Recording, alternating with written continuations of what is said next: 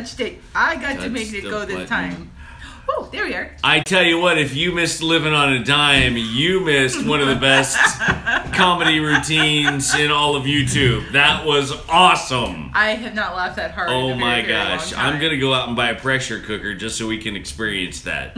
That was awesome. Where she's flinging the spatula at people and then she's going like this trying to open the valve. I have never laughed so hard in my life. Hey, Bandana Grandma. It was more than just funny. It was also dangerous. I just enjoyed that so much. Well, hi, everybody. Welcome to the Goin Batty show. We have nothing to blow up tonight. I feel so bad. It could be a theme. Ours is going to be way less entertaining. Way less entertaining. We're so glad to see you guys. There's a ton going on behind the scenes today, and we have a lot to talk about. Yeah. We have great things to talk about. So much fun. We've got, we're going to talk about all kinds of stuff. So, while we're jumping in, I have a little bit of a quiz for you. Just a small one, not very much. The best states for homesteading in different areas. So, while Heather's saying hi to everybody, feel free to interrupt me and say hi to everybody. Right. I know it's a distraction, but we won't do it for very long. So, I'm going to say hi to Tiffany and share over at Two Family Homestead and Bandana Grandma. Bandana Grandma! Aaron and Danny 69. And let's see, Mr. Peanut. We know Mr. Peanut. Hoffman Family Homestead's here. Hoffman Family Homestead. Yep. And Melissa, Sarah, Julie. Treasure Your Time. Denise, Noah's Ark is here. Awesome. Dawn from Old Fashioned Life. Amy, Ange 7, 2013. Cheryl Bright, Horizon Sanctuary. Florida Singularities here. Hey! Amy, Melissa, Beautiful You Are. And Stephanie. And Michelle. And Nancy. And Cozy Kitten. So anyway. Space Cat. Yay! Yay! JoJo's here too. Awesome. All right, guys. So Kevin's best place for gardening in the United States. Virginia. At least that's what they say. The productive soil and the life-giving rains. And Iowa comes in at a strong second. The cheapest place to homestead is Arizona and New Mexico. That's because there's no water there.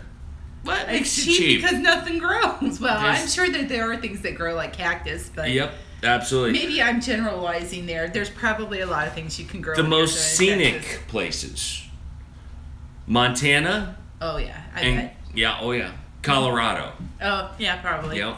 And then the most remote: Alaska and Nevada. So there you go. Just a few little tidbits. That has something to do with one of our resources that we're going to feature later. I pulled that off of one of our resources. Stay tuned. You're going to want to hear about some of the resources we found because they're good. All right. So I just wanted to let you guys know.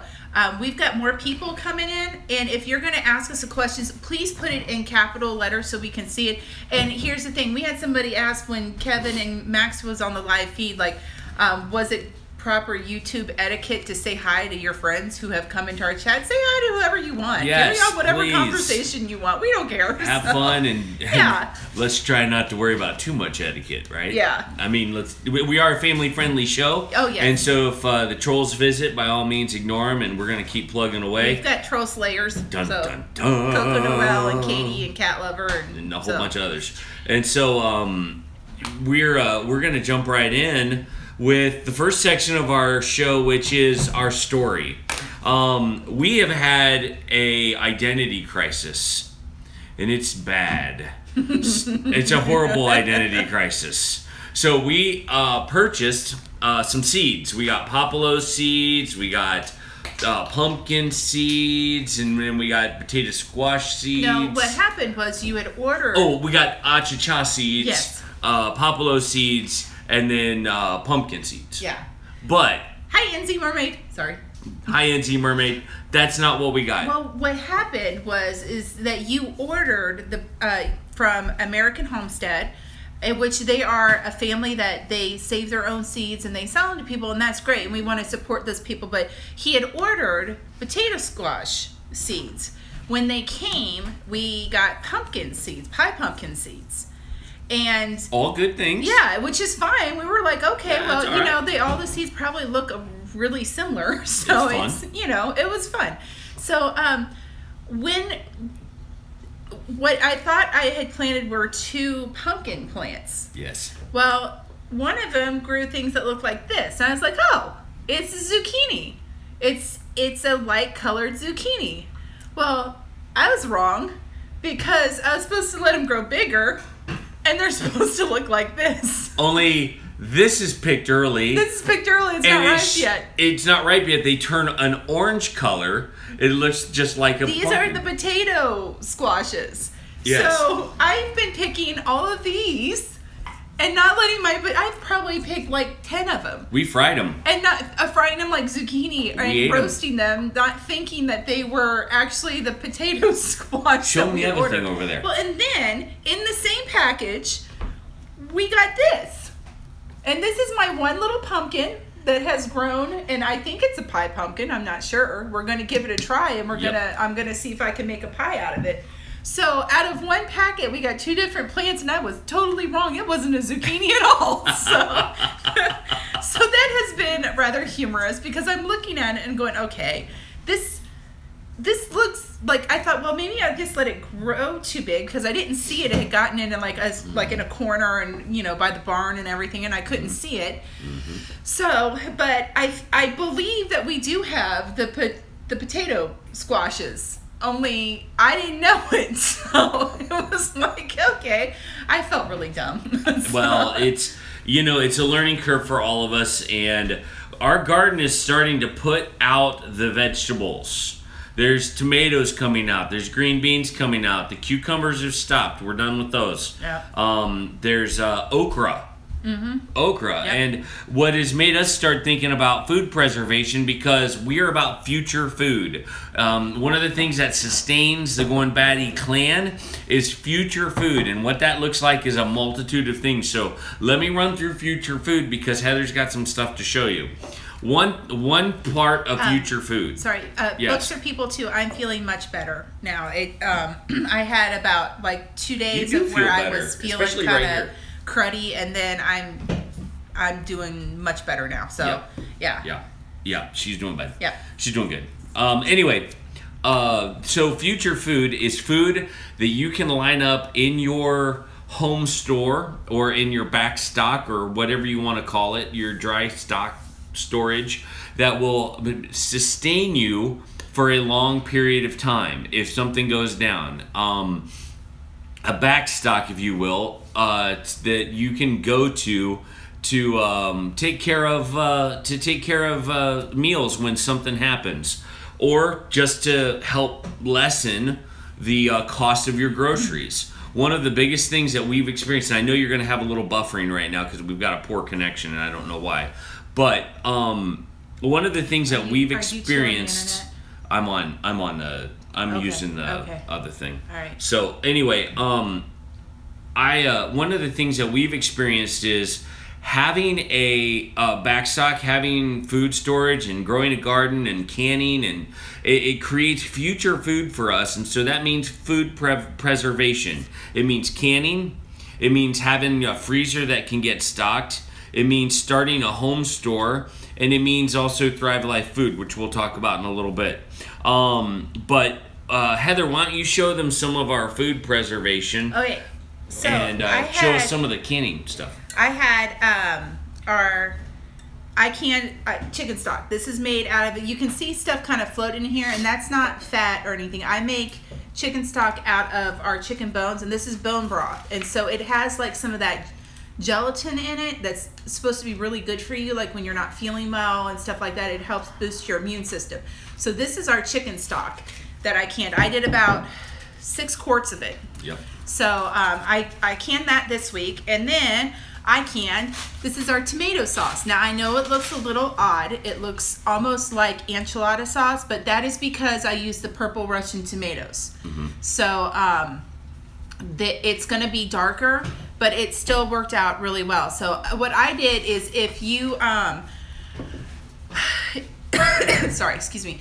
If you go over to Patera at at Appalachia Homestead, she has a video on how she does her tomatoes in a crock pot. And what she does is she just puts them in there, she lets them cook down, and then she takes an immersion or a stick blender to it. And like she'll can it with the skins and everything in there because they're ground up real fine. I find that with the purple Russians, the skins are a little thicker. So what I did is I just ran it through a food mill, and it turned out like this, and it did really great. So this is just like tomatoes, so we can add whatever we want. We can either make it into pizza sauce, or we can make it into chili, or we can make it into like spaghetti. So I will add all of my spices later. So that was, I got I think 10 pint jars so far out of, and what I've been doing is when my tomatoes are ripe, I'll just put them in a Ziploc bag and put them in the freezer and wait till I have enough to do to throw them in the crock pot and let them cook down. And then what I'll do is I'll do one batch, and then I'll do another batch right after that, and then I'll put the first batch in the refrigerator and wait for the second batch to get done. So that's what some of our future food was. And it's gonna make chili. Yeah, chili, spaghetti, pizza sauce. Cincinnati style chili, Yeah. by the way, which is my favorite. I love all chili, but when we talk my favorite chili, it's Cincinnati style chili, and it's so good. Food preservation also can happen by checking out the sales when the sales happen, right? Yes. This week with my my grocery, I actually have a back Now you've stock. got some videos coming up, right? I do. I did a while ago. I did kind of like a day in the life of Heather, where I just had usually on Mondays is like my biggest day to get things prepared and done and things like that. So I just decided to take everyone through like how I do my food planning, how I do my grocery list, and I have like a pantry inventory, a freezer inventory, and then our Thrive Life food inventory, and I showed how I did those. And I also showed like how we do our kids' chore charts, because I'm like, I'm not the only one who's probably ever struggled with this, figuring out what works best for your kids. And I thought I'd do a video on it because we found a system that kind of works for us. Mm-hmm. But I forgot what I was talking about. Oh, yes. Wait, what was it? Oh, my brain is not functioning well tonight. Sales, that's sales. Okay. Look for sales going on at your local grocery stores. And you can stock and up. Anywhere else. So like things like your canned goods, like if you don't can or it's not canning season, like your canned goods, your dry goods, things like beans and rice and flour and things like flour you can get if you can put it in a airtight container, a sealable container. We buy flour. We buy bread flour because I make our bread homemade, because my kids now, because I started making it homemade, won't eat bread from the store anymore. Yeah, you've spoiled all of us rotten. But I buy bread flour in 50-pound bags, and I have these containers from a restaurant supply company. They're the kind of big ones that they use to like marinate chickens in, and they're round and they have lids that seal. And so I have about 6 of those, and I put 50 pounds of flour will fit in about 6 of those. Flour.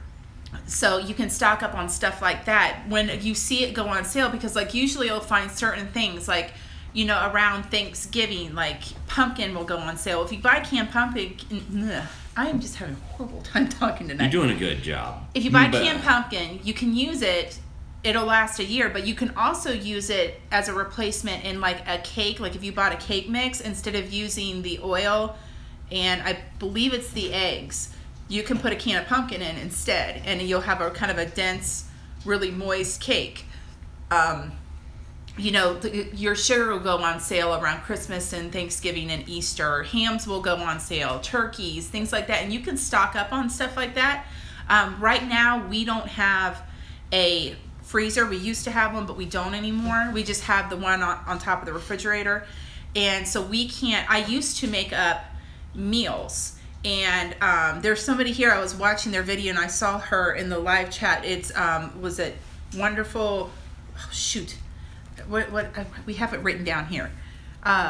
Wonderful Blessed Life. That's who it is. I was watching her make breakfast burritos. And she has a great channel. You should go check her out. She's just, I love her because she does family stuff and cooking and gardening and stuff like that. But she had these breakfast burritos, and she makes them very similar to how we make ours. And what I used to do is make a bunch of them up and then freeze them, and then the kids could just go and grab them for breakfast or a snack or something like that. Yeah, there she is. Hey, there you are. So I'm sorry I blanked on your name, but my mind is running a million miles an hour, and my mouth is not catching up with it. So. It's a problem. Yeah. But, so, when you have, she has a larger family. I believe she has 4 kids. And, when you have that many kids, sometimes thinking about what am I going to make for breakfast can be sometimes panic inducing, especially when you've got ravenous children running through the house. Yep. So what I used to do is I would make up a bunch of waffles. I'd make up a bunch of breakfast burritos, and I would freeze them. I would do freezer meals at one time. There was a time where I would take a month. I would take a day, and I would do a month's worth of casserole meals that I could just put in the freezer and have there for when I was not wanting to make a whole big meal. Okay, I'm sorry to interrupt, but I just wanted to let you guys know that I threw up a link to Wonderful Blessed Life. Go check them out, subscribe, and then there was someone that just flew. There was a comment that just flew by that says, "Just throwing this out there, can I be adopted?" Well, I mean, you're not going to go hungry. I'll tell you that. A 2-family homestead. I think we'd have to take both of them. Yeah. So, because you can't leave Daryl behind. Yeah, that's right. You can't do that. Yeah. So yeah, that's some of our way of planning ahead, and I'm hoping after we move. Pam Walker. Hi, Pam Walker. I'm trying to kind of save back any of the money that I don't use in groceries. I'm kind of trying to save back so I can buy a chest freezer so that we can have a little bit of that back stock. Because there are, when you're a mom of 4, there are days where you look and you know that the food's in there to make a meal, but you just don't want to do it. Nope. Especially when you have one of those days where nothing seems to go right, the laundry just didn't get done no matter how hard you try, and the sink is full of dishes, and the kids are arguing with each other, and you're like, ugh! You just want to throw something in the oven and let it be. So yep. And that's, I'll tell you, that is the key. There is a lot of chaos that can happen in a family of 6, and when you need a quick meal, it's nice to have that stuff ahead of time so you can we're in the same state, so Daryl will be fine. Okay, well, that answers that. Yes, but she also has puppies too, I believe. Yeah. Well, she at least has Smudge, and I think there's 2 more. There might be more than that. So. Treasure Your Time says upright freezer is better, same amount of space, but more organized. And if you hurt your back, you can get it in upright, not a chest. Okay, there you go. Well, that makes sense. That makes sense. Yeah. One of the other things that we do is we also are part of Thrive Life Foods. And if you don't know what Thrive Life Foods are, they are freeze-dried foods that are simple, clean. They are non-GMO. They are good quality food. This is their corn in a pantry can, and we would encourage you guys to check out goinbatty.thrivelife.com because we're big fans of this, and it helps us on nights like tonight where we had a lot to do in a short amount of time. And the meal that Heather made with the chicken dumplings. Yeah, I did chicken and dumplings. It only took about, how long did it take you? It probably took me 25 minutes. 25 from minutes start and to finish. All 6 of us were fed, so that was pretty good. And they were happy too because my daughter, she's such a chicken and dumpling connoisseur. She loves them, and she loves chicken gnocchi soup because that's Italian chicken and dumplings. Absolutely. And so I made that tonight for dinner, and it turned out really well. I'm pleasantly being surprised because I was kind of hard to win over with this because when he first brought it to me, I'm like, what? Mm-hmm. So, but Absolutely. I like the fact that I didn't have to chop anything up. That was kind of nice. Yeah. Well, and J-Jo said something that you had said is, what if we put corn in it? Yeah, well, I thought about that. We thought about it. Because it called for peas.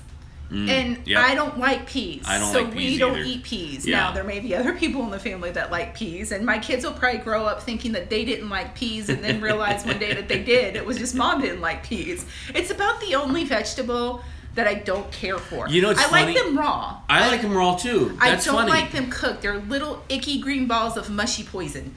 I just bleh. So I don't like the texture of them. NZ Mermaid says she couldn't live without peas. Oh, I'm sorry. You can have all my peas. I'll mail them to New Zealand. They might be squished and nasty by the time they get there. Yeah. Well, one of the biggest things for the Goin Batty kitchen is we are experiencing new Thrive Life foods, and we are also trying to get ahead on meals because moving time is coming. And let me tell you, there's nothing harder than when you have to move and cook at the same time.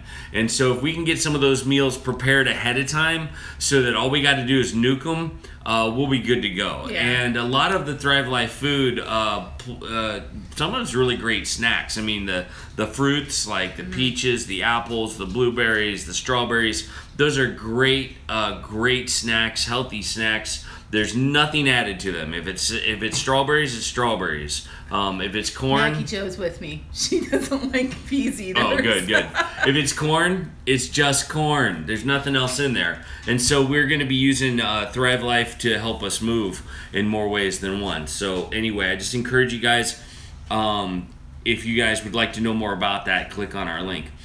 Anyway, we need to give you a garden update because we kind of need to take our garden back. Yeah. What has happened is that we've allowed our garden to push us around. And here's what I mean by that. We have rows where nothing would grow because blight has set in and there's something wrong with the soil. And so what we're going to do this coming Friday, I think, is we're going to strip our areas clean. We're going to pull all of the stuff off the top of them, and we're going to test the soil with a little soil test kit to see what's going on, and we're going to start putting nutrients back in there. We heard from you guys last week about what would be a good cover crop for us and what could kind of restore the soil, but we have had potatoes go down. No peas. That's funny.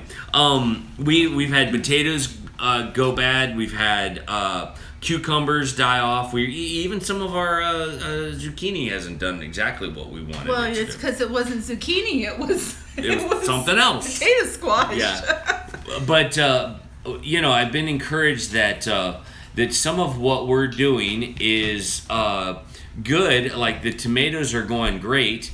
And some of those are, not so great. So anyway, I think we actually mowed over our potatoes because they were doing that bad. Yeah, we did. I mean, they sprouted up about this much. So, let's see, I bet Ooh, you would like Heather, them. I bet you'd like my cream peas. Norma, I wouldn't. no. I mean, we love you, We do. but no. On the pea thing, it's just not gonna. Okay, I gotta tell the story. If they're raw, I gotta tell I'll the story. eat them. Yes. I gotta tell the story. Okay. It's Thanksgiving a year. Oh my gosh. When Heather and I first got married, and we are at my side of the family. Now There's like 400 zillion people on. Yeah, this there's side a of the lot of family. people. They're a very large farm family from out in Clinton County, and they're great, but and everybody who is related to, I mean, there was probably like 75 people in your aunt's house. Yes. So yeah.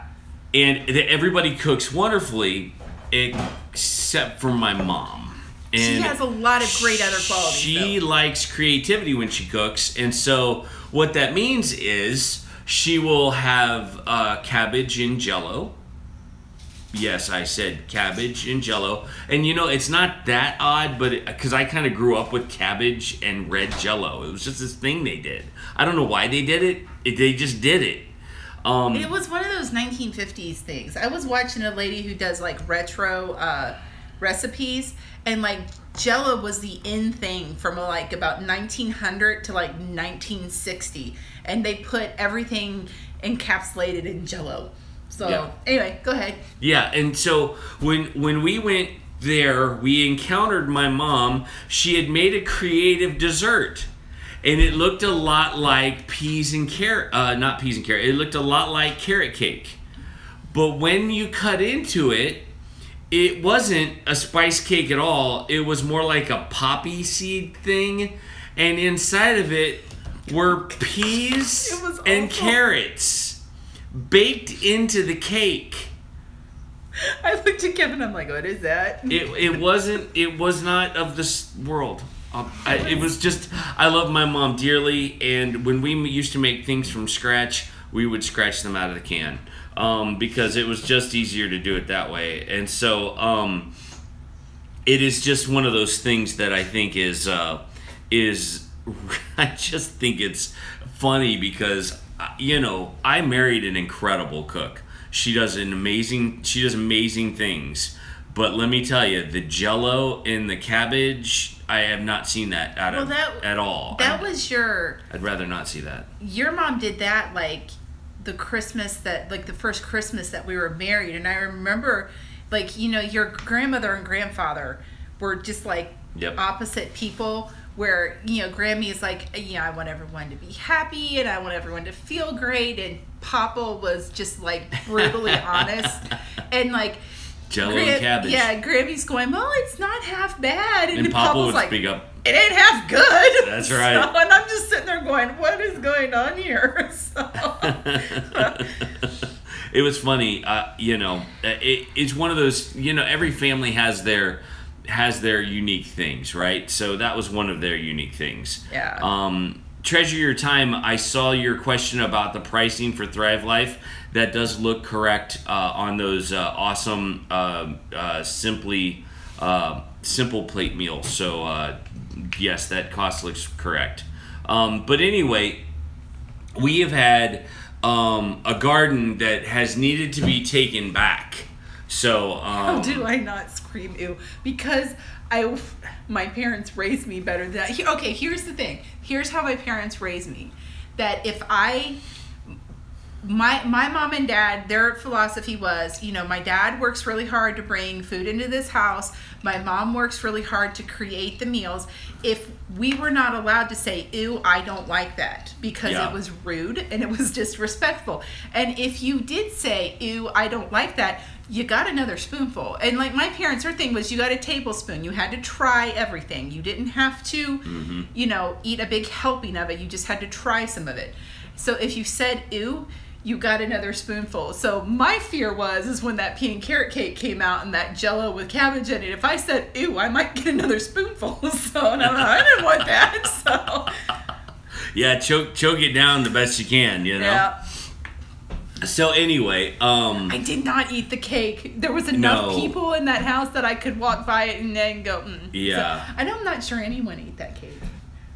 Well, I think people dared each other to do it. Like there was a bet going on in the back room against uncle, but there was only one piece gone. So anyway, see, my mom never made that. What's that? Noah's Ark said my mom made liver once a week. My mom, she remembers having liver and onions when she was a kid, and she was like, there are just certain things that she wouldn't make, and I'm so thankful she didn't do that.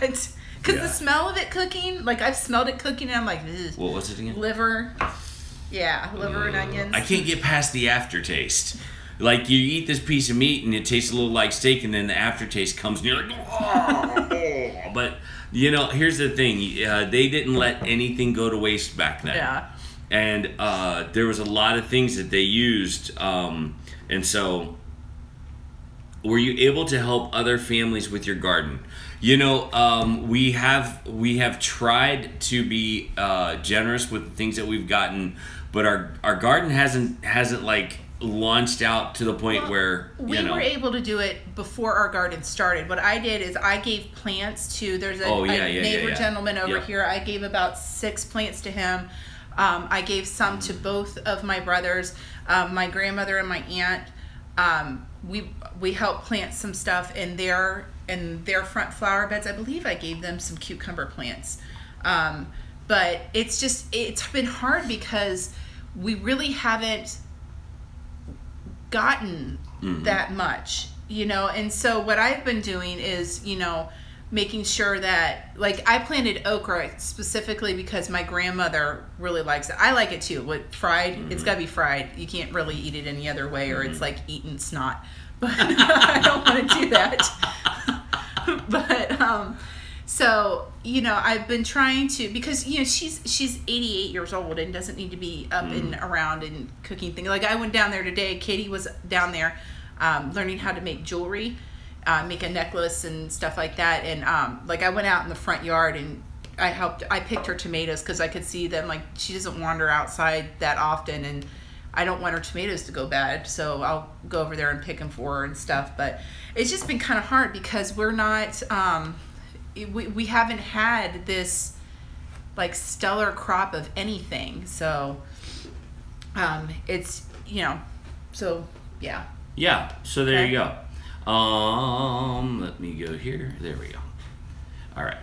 I had to take care of something on the line. Okay. Anyway, we're taking back the garden, and in taking back the garden, we are going to start spacing the garden a little differently. Yeah. We're going to start planting some of the fall crop that we wanna do, and we're sorry for the buffering. I know that there's some buffering going on. Anyway, we gotta quit paying attention to that. Basically what we're finding is we've got to get our garden set up for the fall kind of early, because we're gonna be moving and we're gonna only be down once or twice a week to harvest vegetables and to take care of getting the rest of it ready for the winter time. Yes. Bandana Grandma, goodbye. We are praying for your husband, because I know he's coming home from abdominal, or he's home from abdominal surgery. So just if you guys are out there, just remember, keep them in your prayers. If you haven't experienced Bandana Grandma yet, you need to go to her channel. You need to look at her My Faith Journey series. Yes, that is wonderful. It is a great series. Bandana Grandma has a great channel, and so please check out her channel and take care of your husband, take care of yourself, and we're so glad you stopped in to say hi. Yeah. So thank you for joining us tonight. The other thing is, let's see, when we do our garden, we're looking at the fall crop, and we've heard a lot of back and forth about what is the fall crop? What fall crop should we plant? What plants will do good right as we go into the fall? Well, the fall winter crop, we're going to try some stuff because I'm interested in a few things. And I think lettuce is one of them, maybe a little more kale. Did I mention how surprised I was at how well our kale did? Yeah, you were very surprised by the kale. I even tried some. Just in honor of living like Claire, I ate some kale. Yep. And I kind of liked it. I mean, some salad dressing on it, it's not so bad. It was pretty good. Noah's Ark is asking winter wheat? Winter wheat, yes.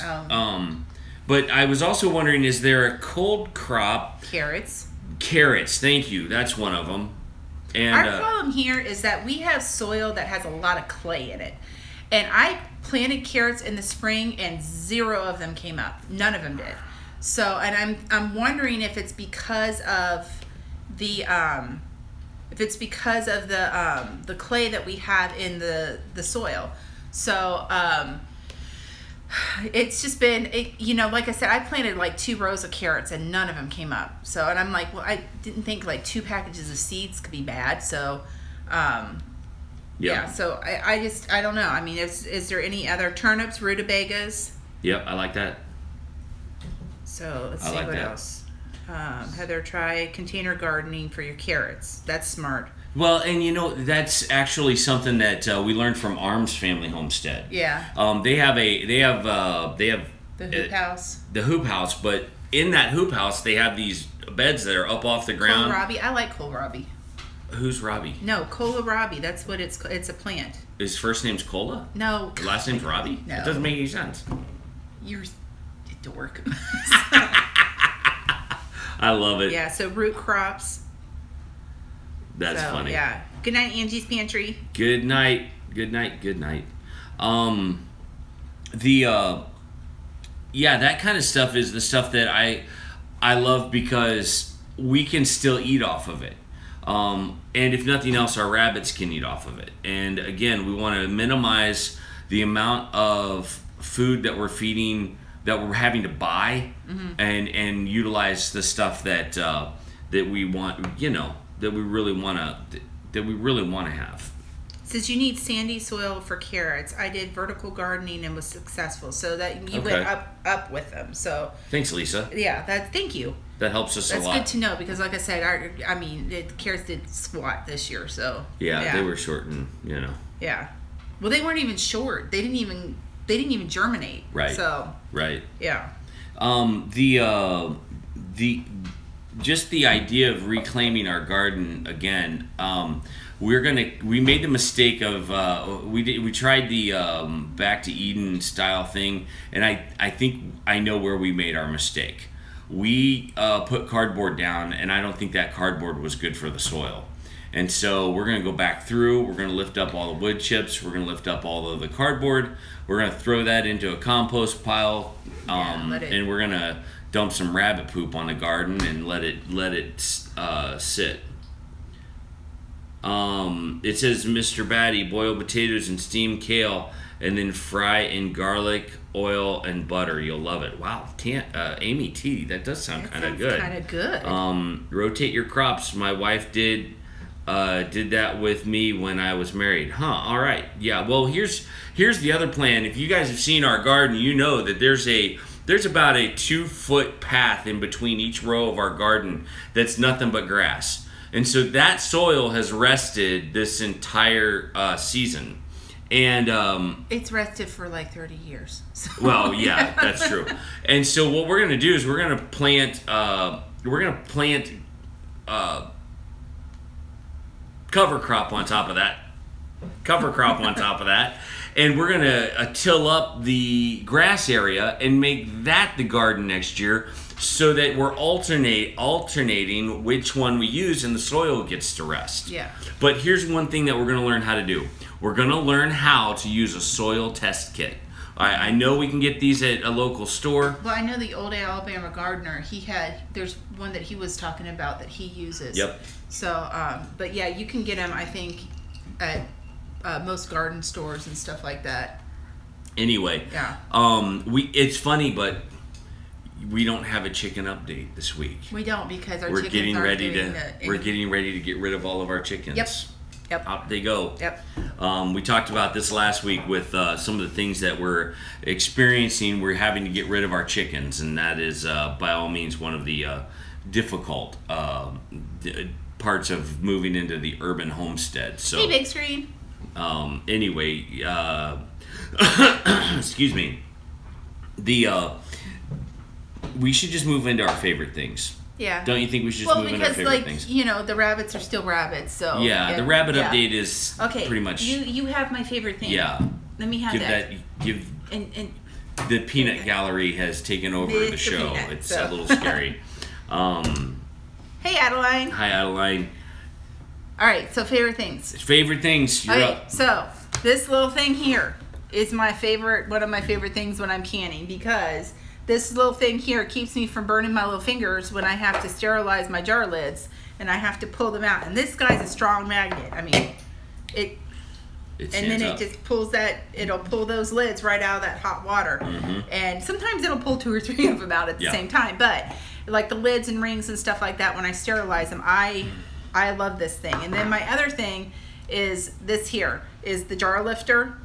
I like this. Now, I had somebody one time, because I've shown this before, that they have one that is like a spring-loaded one, which would be really nice, because they were saying they had issues with arthritis, and it makes it easier to pull the jars out. But again, this is nice. It keeps you from burning your fingers. Very nice. Because those jars are rocket hot when they come out of the thing. And we did we've got she's got another video coming out that kind of talks about that. So don't wave it too close to the metal plate in Kevin's head.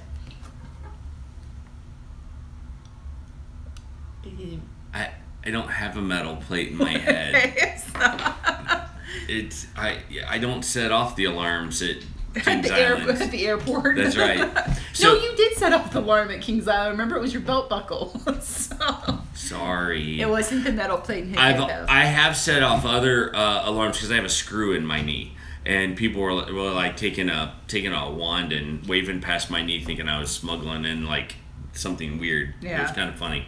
But anyway, well, my favorite thing I'm going to show you right now. Right here, look. You think it's a thing of Altoids, right?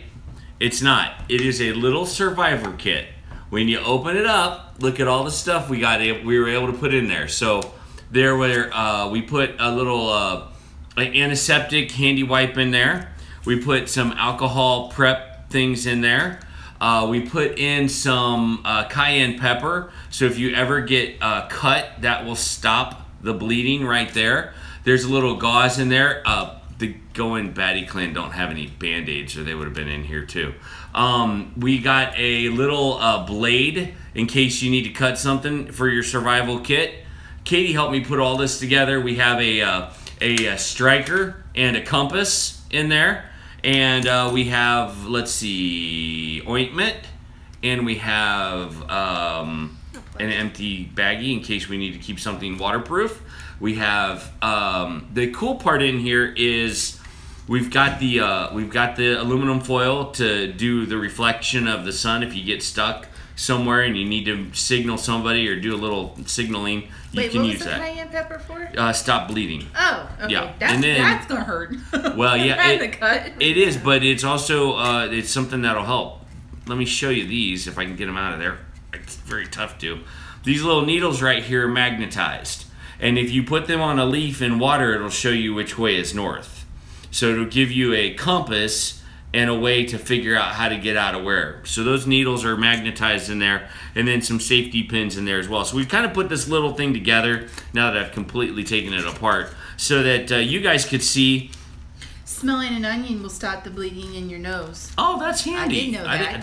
That's awesome. I didn't realize that either. But I think there are some household items that you can use that you didn't even know you had around that you can use to make little first aid kits and survival kits that'll help you when you go out into the great unknown. Hey, Linda's Pantry. Awesome. Hi, Linda. And so I would just encourage you guys to kind of open up some things and look around, because you might have a first aid kit laying around and you didn't even know it. And it all fits in an Altoid container. One of my very favorite things right now is this little guy. So we'll make improvements to it. We'll put Band-Aids in it and that kind of thing. But what a great way to reutilize some things, repurpose some things. And again, I apologize for the poor connection. We're having a signal issue. So anyway, thank you very much. That's my favorite thing. There you go. Awesome. All right. So I think what we should do is ask everybody to, if you guys have any questions, put them in all caps. If you have questions for the Goin Batty Kitchen, if you have questions about Thrive Life Food, we'd love to answer those questions best to our ability. If you have... I need to shift. Okay, shift away. If you have resources that you think we should look at, we are pen at the ready to write things down like this, and we will write down what you might have as a suggestion. But for us, we're going to talk about resources right now. And again, I would say look to the channels on YouTube. We have some great channels out there that are doing some fantastic things. Here's one I wanted to talk about. Whistle Thicket. Whistle Thicket.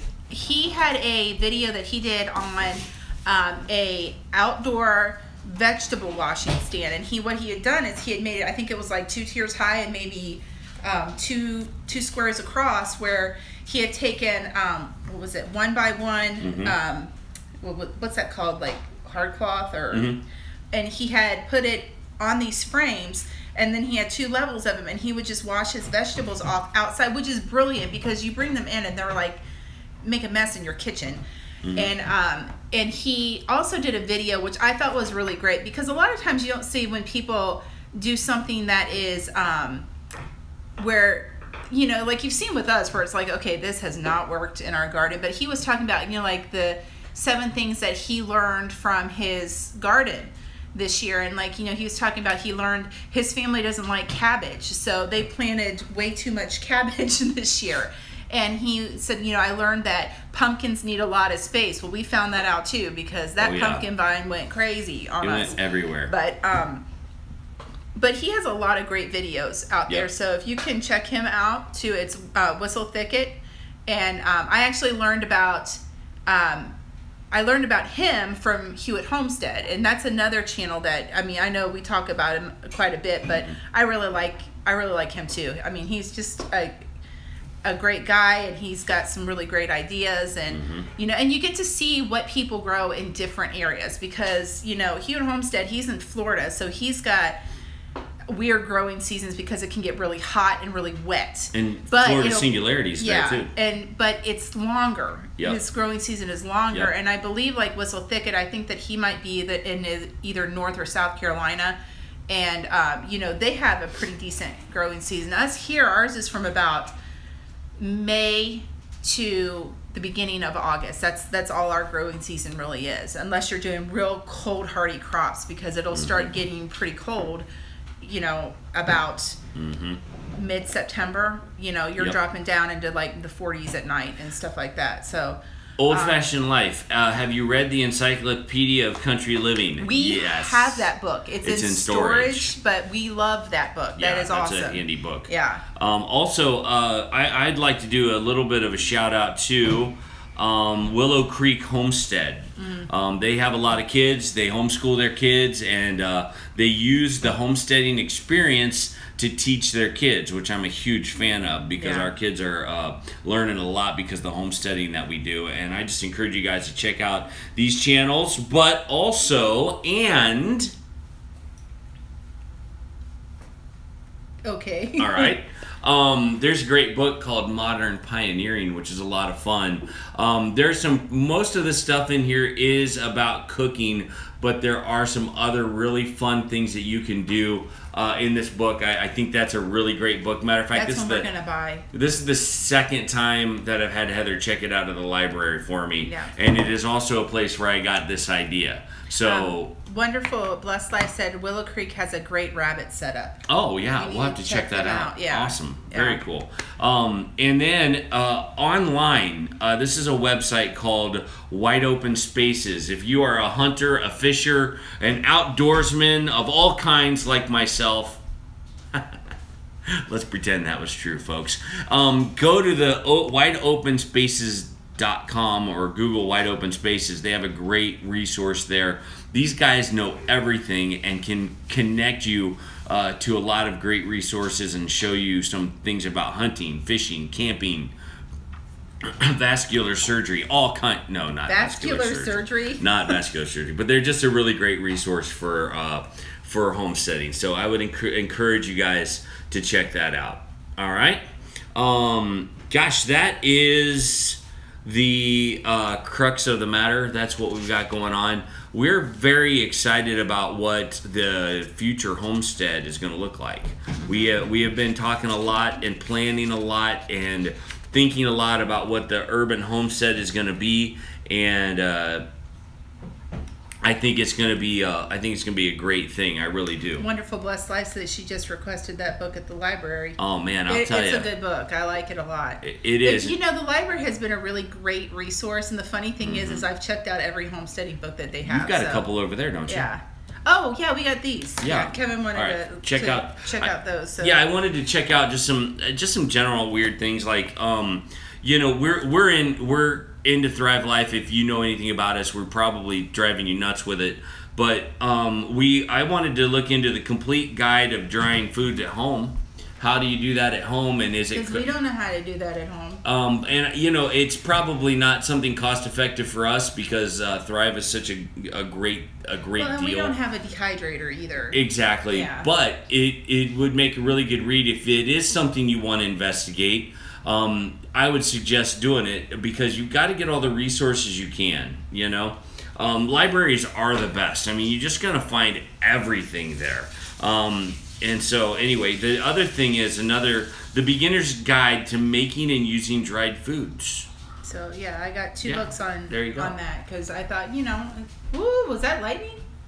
Yeah, it might have been lightning, but there's the thunder. There's the thunder. Bring the thunder. Yeah. So I understand why we have a poor connection now. It's because we're getting ready to have a thunderstorm. Amy T says, I'm looking forward to learning urban homesteading alongside you guys. Well, we're looking forward to it too because it's something new for us to go from almost 2 acres now to, down to like a quarter of an acre. Yes. And to see what we can do, because now I feel like it's a challenge. Like, what can I do with as that little amount of ground that I have? Mm-hmm. So yeah, I'm pretty excited about that. Yep. You can use the oven to dry food. Oh, that's a good idea. I did not know that. That's good to know. Maybe it's in the books we're going to read. I learn something new every time I come on Absolutely. this chat. There's so many people so much smarter than us on I here. know, they really are. It's crazy. And would love to invest in a freeze dryer. That's on my wish list, but at $2,000, I'm not so sure. Yeah, those are pretty pricey. Yeah, that could be a deterrent. Because sure. I went to go look up books. I'm like, I wonder if they have books on freeze drying. Like zero. There was nothing there. So yeah, that's a good thing. Yeah. I'm not familiar with how about the Foxfire books. That's a new one for me, so I'd love to learn more about that. It is a season of learning, and it's not going to stop. Our journey is. Hold on, I have a question. Cat Lover, what's a Nesco? I'm not sure what that is. She says I think it's a dehydrator. Oh, is it? Oh, okay. I'm not sure, yeah. but all right. Yeah. Okay. Yeah, not the microwave. That turns things to rubber. Yeah, that's bad. That's definitely bad. What's new on your side of the international date line? Oh, NZ Mermaid. That's a good question. I hate y'all. This is just waiting my time. Yeah, snag that. Thanks. All right. Okay. Oh, they're vintage books. Oh, okay. Okay. I didn't know that. All right. We are looking at the plan on what it's going to mean to move, and we're looking at all of the different ways that we can be organized in this, but there's still a side of it that's unknown. Getting to know our neighbors, getting the kids into the routine of school. There's a lot of stuff that we are going to have to do and be prepared for as we move into this place, and it's going to be a cleaning extravaganza. Norma Mason says my Nesco is a roaster, slow cooker. I guess they make different products. All right, rock on. Yeah. It's cool. It's cold and raining in Western Australia. Amy T, welcome. Thank you for watching. Are you from Australia? That's cool awesome. too. NZ Mermaid is from New Zealand. Yep. Just almost neighbors. Heather, I got your pot holder. Oh, that's what shoot. When we did the quiz and we had the winners. Yep. It is a pot holder. You can use it as a pot holder. I wouldn't grab anything out of the oven with it because it's really not thick enough.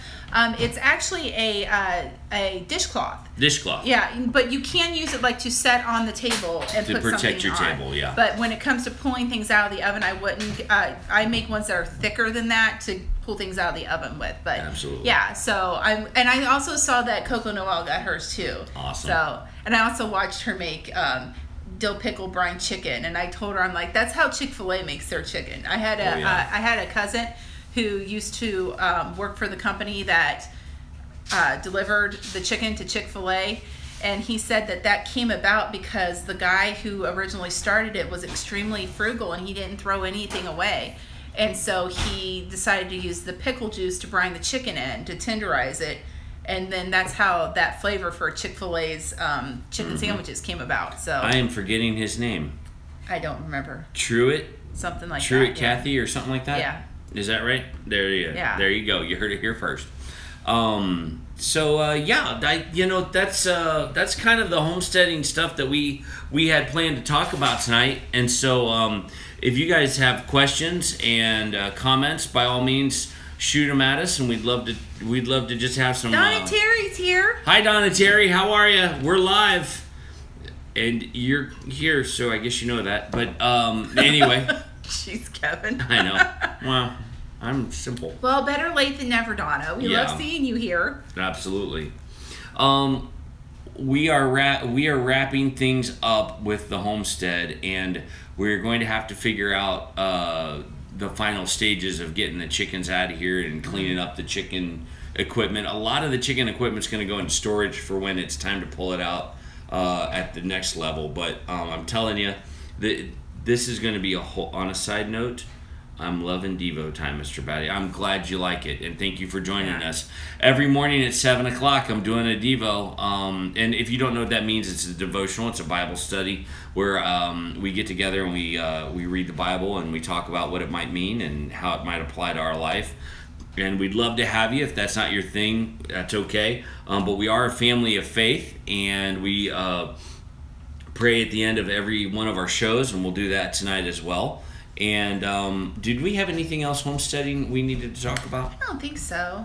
Yeah, I feel like we've covered a lot of it. I think we need to remember to pray for Bandana Grandma's husband. And we're going to pray for Donna Terry's husband, too, because he's got some health issues. Yep. But, Yep. Cat Lover says, I loved your video on morning chores. The chicken coop was cool. I'm glad you liked it. Yeah. And it is a temporary thing. I love channels that are open and comfortable with Christianity. Yeah. Yep. Well, that's who we are. I mean, and it's a big part of who we are, and we don't want to, beat people over the head with the Bible, but it is who we are, and we're not ashamed of that. So we're also praying for Off Grid Nation. We're praying for Tommy. Yeah, for sure. For healing for him. What cookie for Cookie Friday? Oh, this has been the bane of my existence because we have been so busy on Fridays because it's his day off, and we want to spend time as a family together, and we've got a lot of chores that we keep up with. But I think I've got a list, and I think I'm gonna try Samoas. Samoas? Yeah, the Girl Scout cookies, because I mean, I guess you could order Girl Scout cookies year round if you went online, but I just don't, and I don't know, the little girls in the little sashes scare me when I go into the grocery stores sometimes, because they're like, would you like to buy cookies? And I'm like, no! And I'm a sucker for it. Well, that's why I'm like, no, because Kevin will buy $87 worth of Girl Scout cookies. I only did that once. But, so I think I'm gonna try to make them at home, because you can't get them year round, and they, they're good from the Girl Scouts, but they'd be so much better if they were homemade. Yeah. So maybe I'll give that a try. I'll have to put that on my grocery list and give it a try. Yes, Girl Scout cookies are way overpriced. And Sarah, welcome. We're glad you're with us tonight. Thanks for stopping by. What's funny is the Keebler elves have cracked the code.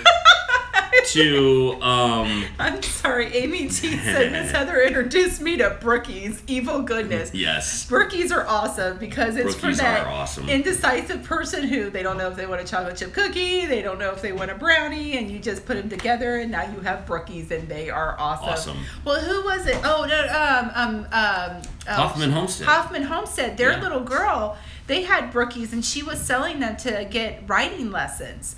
And I'm like, I hope she did really well, because I would feel really bad if it was my recipe and she didn't sell any of them and it was all my fault. But I'm like, poor little girl. So, little Sarah was selling them for writing lessons. Yeah. What's interesting is the Keebler elves have cracked the code to the Girl Scout cookie wonderment. They sell those things at the store. They sell Girl Scout cookies at the grocery store now. You know how dangerous this is for me? I'm a big man anyway, and now there's Girl Scout cookies whenever I want them at the store? Oh, man. And now my wife's learned how to make them. I'm telling you, if we had a liquid cheese machine in this house, I'd be a dead man because I'd never leave the place. We had to get rid of a fryer. We brought in a fryer to make the donuts. We had to get it out of here because I would fry everything. And we just don't need that. So. Well, it's funny because Kate has already asked for a birthday. She's like, I don't want a cake. I want donuts for my birthday. I'm like, do you realize it's like a 5-hour process to make those donuts? I understand now why. When I was a little kid, does anyone remember the Dunkin' Donut commercial where the guy would get up at the butt crack of dawn and be like, time to make the donuts. I know why now, because it takes forever to make donuts. So. Oh yeah. All these Thin Mint cookies are the bomb. They are. They're good. Those things. Oh my gosh. And Don't get me started. I'll go on and on and on about the great food that my wife can cook, and it's just way too much fun. I'm just beside myself about it. I love it way too much. So anyway, yeah, Amy T. Yeah, the mint cookies, those thin mint cookies, I would eat in that. Like they say, like a serving is 2. I'm like, no, a serving is an entire sleeve, and their sleeves are getting smaller, so can't have them around all the time. Donna Terry asked, Heather, forgive me, I have to ask this, but have you ever used an air fryer? I have never used an air fryer. No. Coco Noel used one in her video today. On making the chicken, she used an air fryer, so it's kind of like a mini convection oven, from what I understand. Yeah. So, well, Wonderful Blessed Life always hears about Aldi, but doesn't have one there in Oregon. And I'm sorry. It's a great store, German based, where things just don't cost as much as they do in a Kroger or Meijer. Now they're gaining speed, and so Aldi's has been around. Someone from Tokyo. What? Awesome. Yeah. Hello from Tokyo. Great. Awesome. Is that Japan? Yes, Tokyo's in Japan, honey. Okay, sorry. My public education for you, sweetheart. My stepbrother, my half brother, lives in Japan, and so I just wanted to say welcome because we talked on Facebook today. Oh, did you? Every once in a while, I get the opportunity to message back and forth to my brother, my half brother. I don't know how I want to say that, but brother, and he lives in Japan, and he has his family's there. He's been in the military, and it's just a big shout out to them. So I'm glad to say hi. Anyway, I mean, Aldi's is just really low price stuff. Here's how long I know Aldi's has been here. My mom was a banker for most of her life, and in the 1980s, when I was going through high school, there was an Aldi's that moved in right beside her bank, and that's where she would go to get snacks and lunch and that kind of thing. A treasure of your time. I will tell you that Aldi's has cleaned up. They've been building new ones. Yes. And they're much, I mean, when we first started going to them, I was like, Yeah. But we had to because it was just way less expensive. And if it hadn't been for Aldi's, this family would not have done this. Yeah. Well, and I mean, he's in the ministry, so like, it's not like people in the ministry get paid like buco bucks. He doesn't do it for the money. He does it because he loves students. That's what he does. He's in youth ministry. So we did it because it saved us a lot of money. And now that they've started building some of these newer ones, I mean, they've really cleaned them up, and they're really, really nice. So Wonderful Blessed Life is saying we have a Winco grocery that is cheap compared to Walmart and Fred Meyer, but don't advertise sales. Yeah. I don't think I've ever heard of that, but it doesn't surprise me. We moved to the East Coast and lived in Maryland, and there were no grocery stores there that we recognized at all except for Walmart. Well, there was Safeway, there was Wegmans, and what was that one that starts with an M? Oh, ShopRite. ShopRite was the other one. Wasn't there another one that was a nice, like a little like kind of IGA kind of thing? I forget what that one was. It was in what? Mars. That's it. Yeah. Thank you, Mr. Peanut. We appreciate it. And I didn't particularly care. I don't particularly care to shop at Walmart for like produce and stuff like that. I mean, I don't feel like it's around here. We have Kroger and Meijer are the two big ones. South New Jersey is in the house. Yeah. Awesome. We've got someone there. When I go grocery shopping, most of my produce I'll buy at Meijer. They have the better produce. I do the predominant amount of my grocery shopping is at Aldi, and then we have a Costco membership. So things like, when you have 6 people in your family, you go through a lot of toilet paper. So toilet paper and paper towels and cheese and there are some things that are better to buy in bulk. Buy in bulk. 50-pound bags of flour. That's where I get that. So Phil is here. Hi, Phil. How are you, man?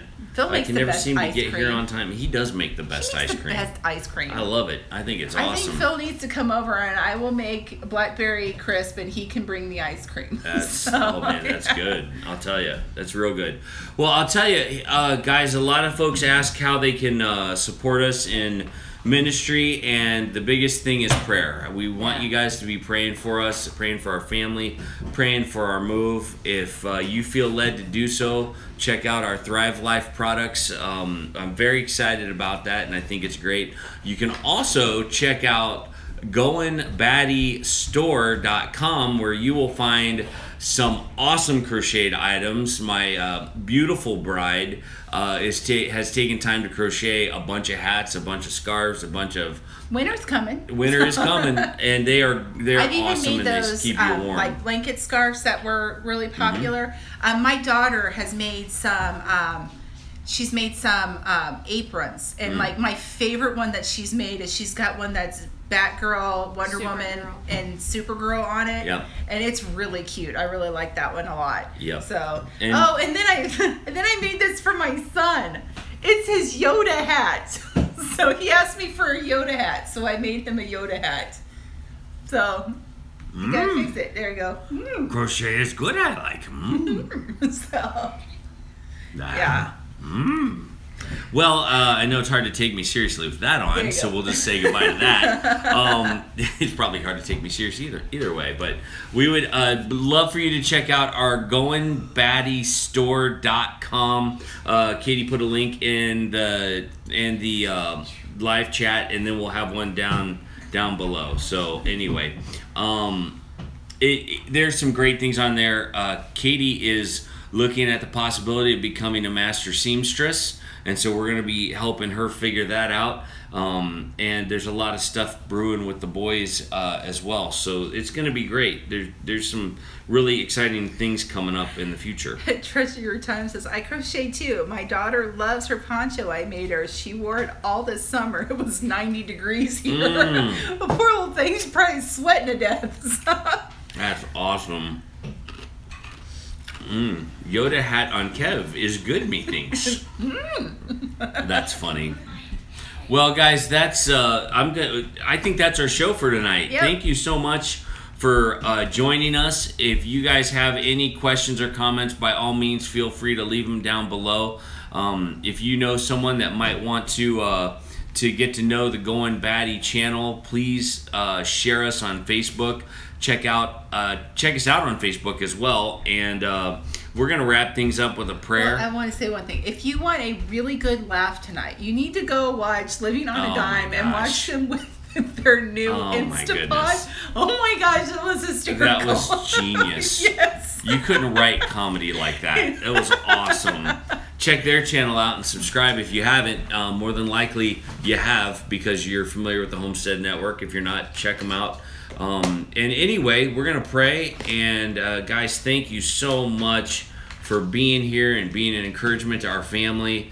It has been it's been a wonderful evening. Yep. Simply lovely. Yes, simply lovely. Simply lovely. Let me pray for it. Well, hold on. Let's just mention again.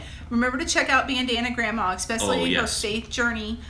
Check out the Wonderful Blessed Life, because she's got some really great stuff on there. Whistle. And then Whistle Thicket was the other one. Whistle Thicket. Yes. And Willow Creek.